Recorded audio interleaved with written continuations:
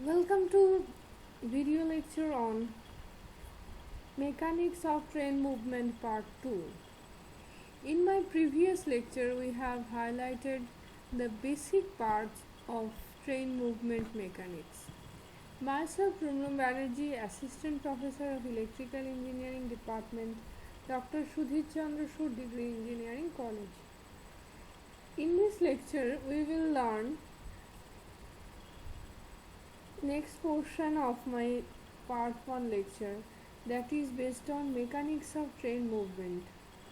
In previous lecture we have learned how the train mechanism is going on, what are the effects when train is moving through a track, and how much force is generated and how the force is generated, what is the actual force it is created in the gear of the train, and then how the gravitational force will affect on the train, that we will learn through this lecture of today.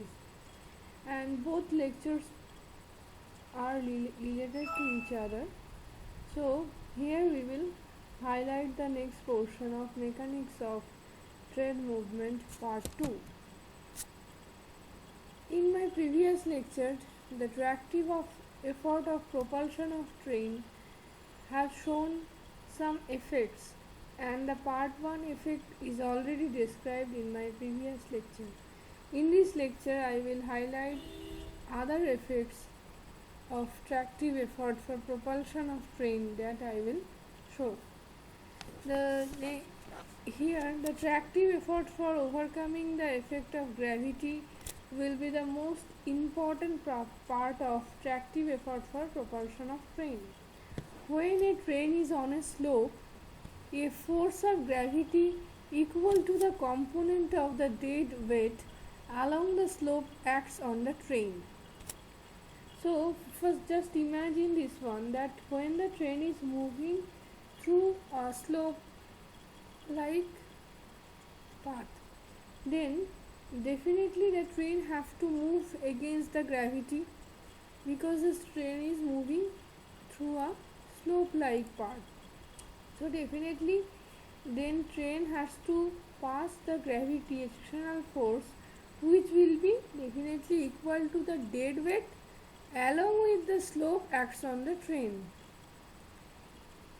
So here the train will be a different effect of gravitational force when it is moving through a slope like path, and in this case it will tends to cause its motion down to the gradient or slope.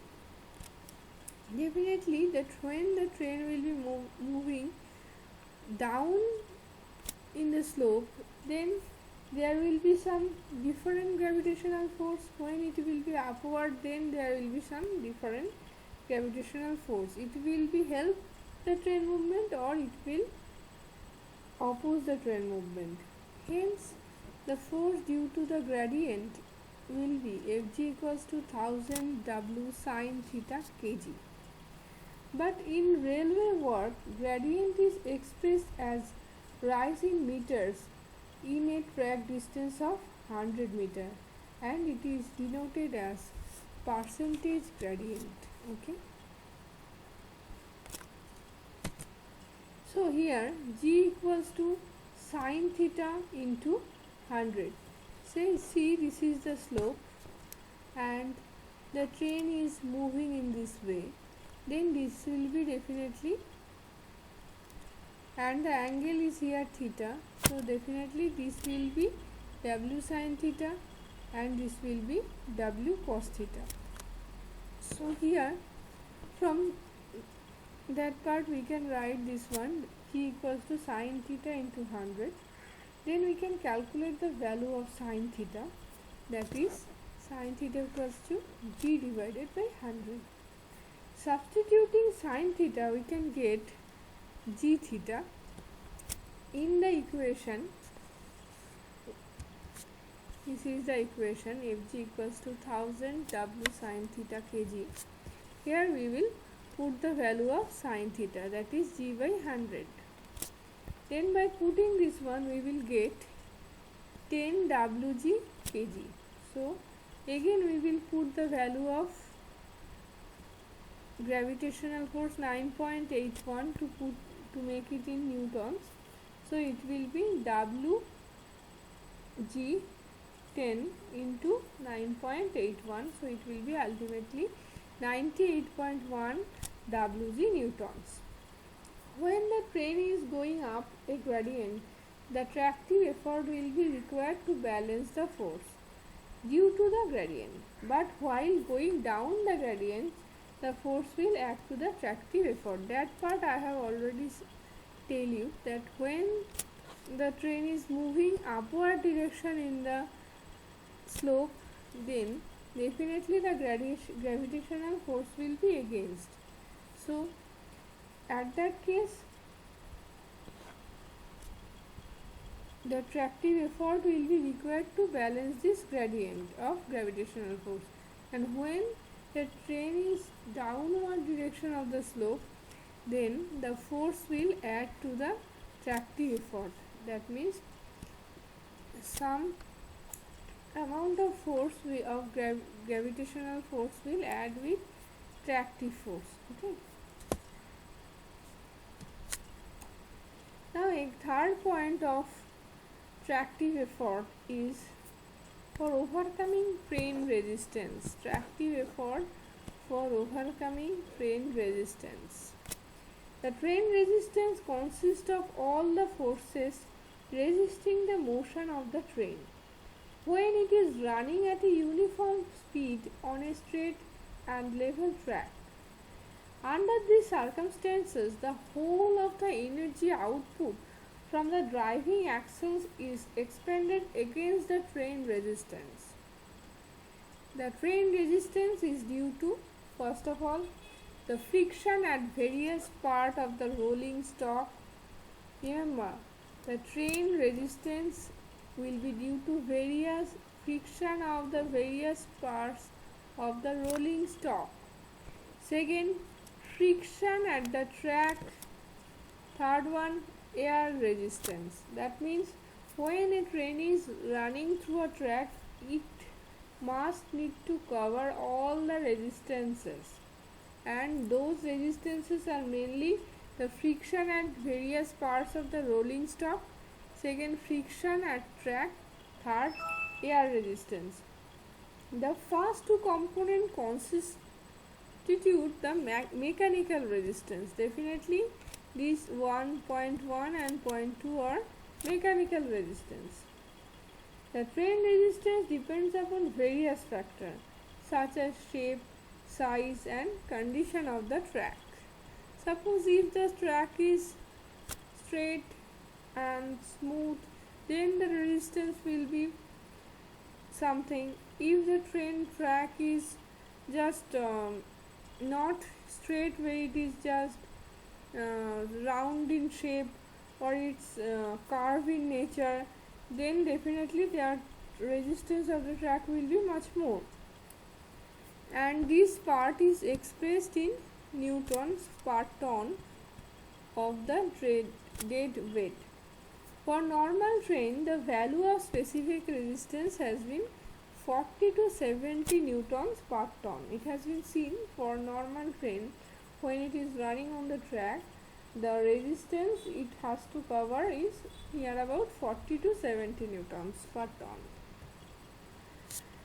The general equation for train resistance is, that is K1 plus K2V plus K3V square, where K1, K2 and K3 are constants depending upon the train and the track.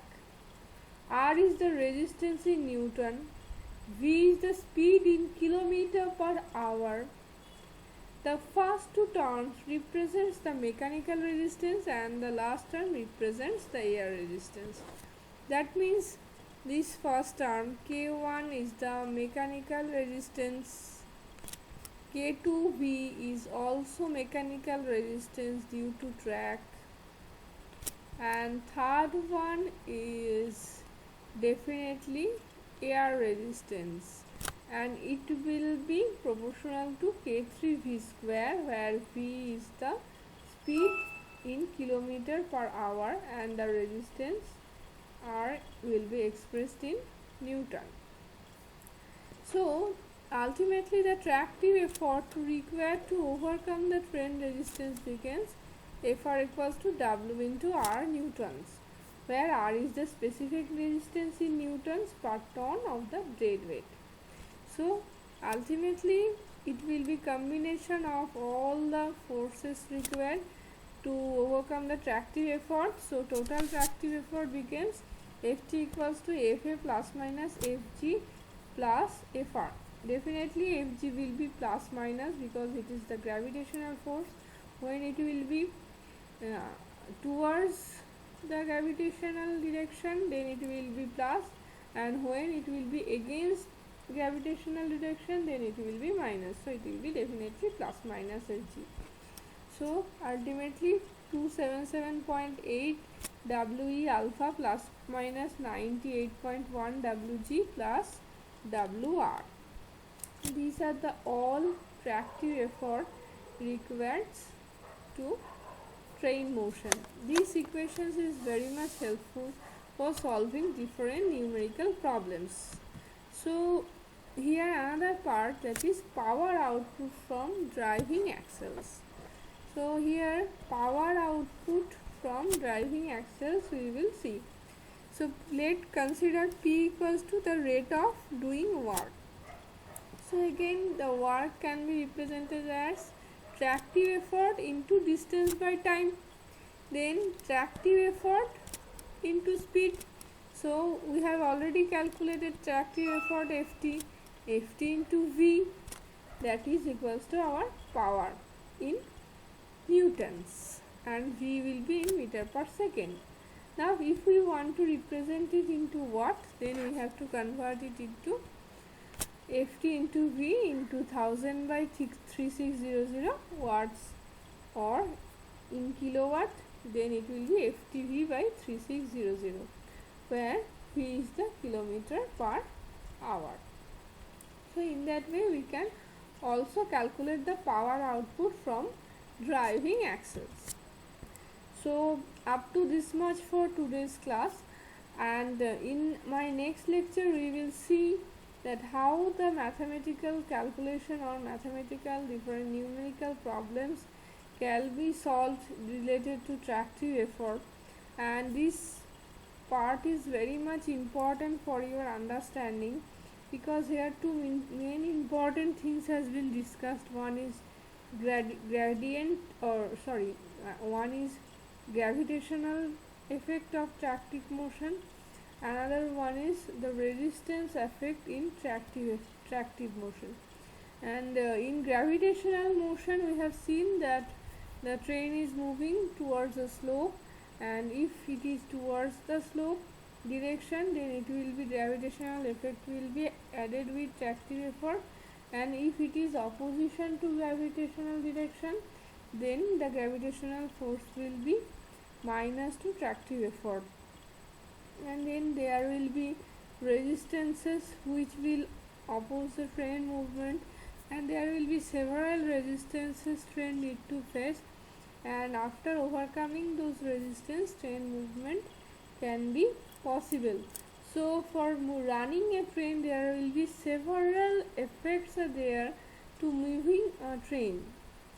So making sense that when we are try to run a train, that means we need to consider several factors, and that factor should be considered when we are calculating the mathematical problems. So minutely we have to check that train is moving towards the gravitational direction or not, and there will be air frictions, and there will be resistance for the track, and all the rolling parts are there, rolling stocks, there will be some resistance also offered. Those things we have to maintain when we will be solving different mathematical problems related to tractive effort.